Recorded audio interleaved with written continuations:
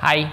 I know, guys. I told you that I would try and get the rain first impression, first ride review, whatever you want to call it, like quickly done. I try to pump out a week at a time of video.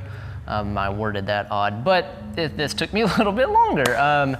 It rained a lot the week that I was supposed to do this, so bear with me, guys. Anyway, let's just get to it. This is going to be like a first ride report. We can call it that, a review of the Rain Advanced Pro. Let's go.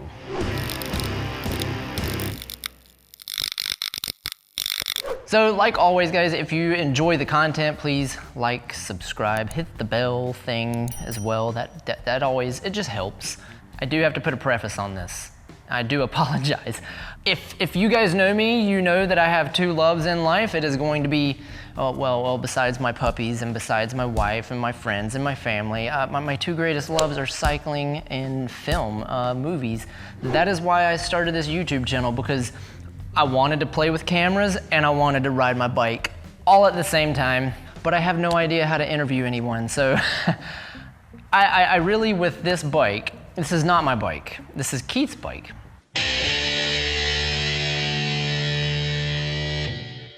And I have this thing. I'm never gonna give a review on a bike that I haven't ridden, at least for a few months. I think it is just dishonest or disingenuous. Let's get Keith on here. Let's see how awkward I am. Let's just get the ball rolling. Videotape me on this. This is embarrassing. It's the perfect place to test out the bike.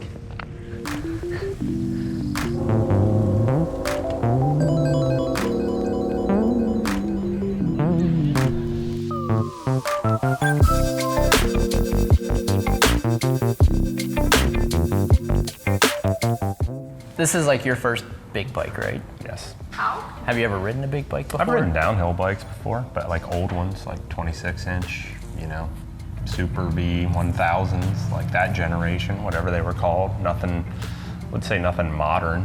So what made you want to do the Rain?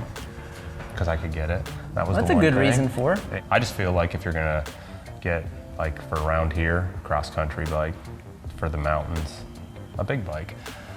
I kind of agree too. I mean, what do you think the difference was? Because you rode a nice Occam now. What's the difference in that and the Rain? The biggest difference that I can tell is like the difference from the Anthem to the Occam with the descending.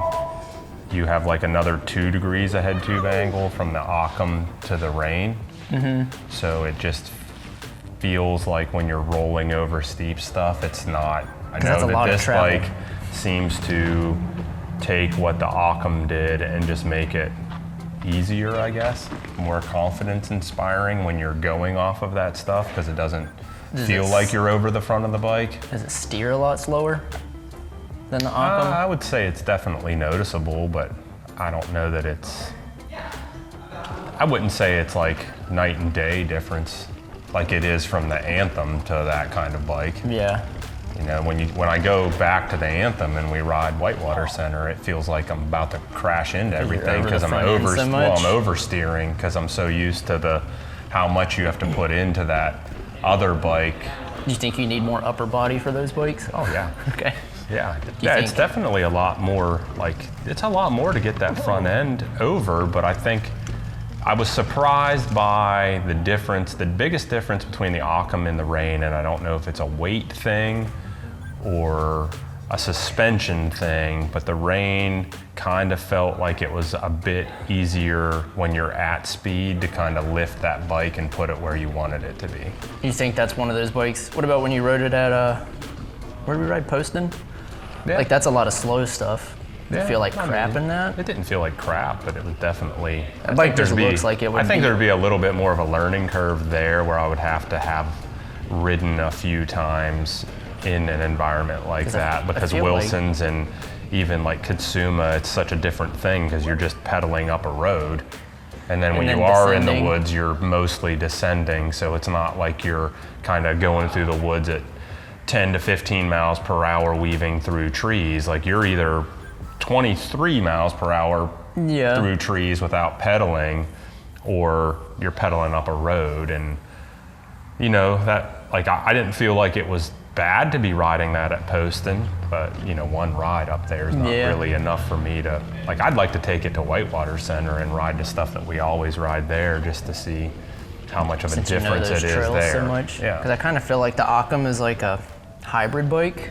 Yeah, it's like the best of both worlds. So if you could only have one bike to do everything, Occam would be good. But if, like in my situation, I might be better off trying to find something bigger. Yeah, if you're gonna spend only that ride time it up there. Yeah, but I think that ride 150 on the Occam made a pretty big difference too. I think just because it, you know, slackened the head tube angle a little bit. So like that bike still, I feel like the Reign climbs like the Occam climbed. Other than the difference is when you stand and pedal, it feels like the front end of that bike is definitely floppy. Just well, spongy. You can't lock that. Yeah, there's no lockout. Whereas that Fox 36 that I had on that other bike, I could just turn it off. What was your first expectations out of the Reign? Because you went from Occam to that. I expected it to feel different going downhill. And I mean, I think it is different enough to validate the 20 mil of travel, you know, especially for those situations. But I think if you're getting a bike that, you know, you want to be able to take a little bit of everywhere without it being overkill, like an Occam is a good compromise. I'm not talking smack on that bike. I mean, I feel like there's a reason for both, but. I kind of feel like, unless you're only riding up at Wilson's, like for me, the Reign's kind of I need a cross-country bike too. Well, yeah, I would still say in an ideal situation for our area, being so close to incredible, you know, nationally recognized trails for those kinds of bikes, like, but then still being in Charlotte and having more cross-country oriented stuff, the ideal situation is an XC bike and then an enduro bike. Do they do an aluminum Reign? They do, I think so. They did. I don't know if they still do, but. Pre-pandemic? Yeah, they did. There you have it. There's what Keith thinks about the Reign. To summarize what he said, because I know it was a little convoluted at times because I'm so good at interviewing people, he does love the bike. The one thing I can say about this bike, after I interviewed him, we went and rode at Wilson's again. That's where some of this footage came from. Halfway down one of the descents, he just started screaming, "I changed my mind. If I could just have one bike, it would be this one." That's how much he likes it. This bike you do have to take with a grain of salt because it's a higher end enduro bike. So it's full carbon, it's expensive, but it weighs 31 pounds with pedals, ready to ride with all of his jazzy stuff on it, like the whiskey wheels. With all of that being said, it doesn't feel like crap riding around Whitewater. It is a lot to ride around somewhere that's just an XC trail, but if he could only pick one bike, it would be one that could handle everything. Handle everything with confidence as well. So I get where he's coming from. When we ride at an XC trail, we're always having fun. But there's no hooting and hollering unless you're up in Wilson's and he's on this big bike. I will say that he is thoroughly enjoying this bike. It's a double thumbs up in the review. I need to figure out a way of like categorizing what reviews I would do.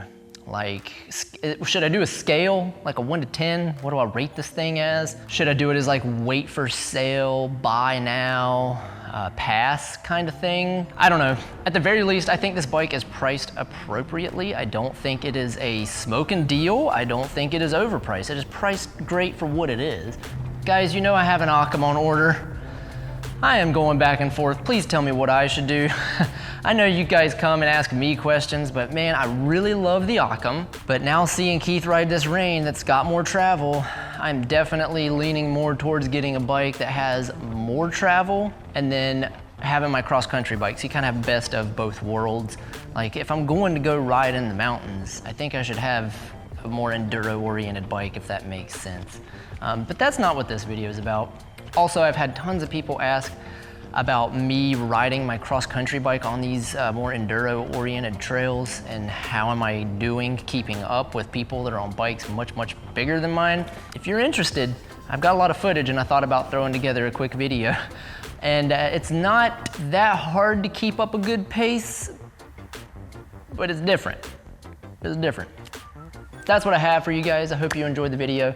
I love you all. I will see you in the next one. Thanks for letting me show you my love of bicycles. Bye-bye.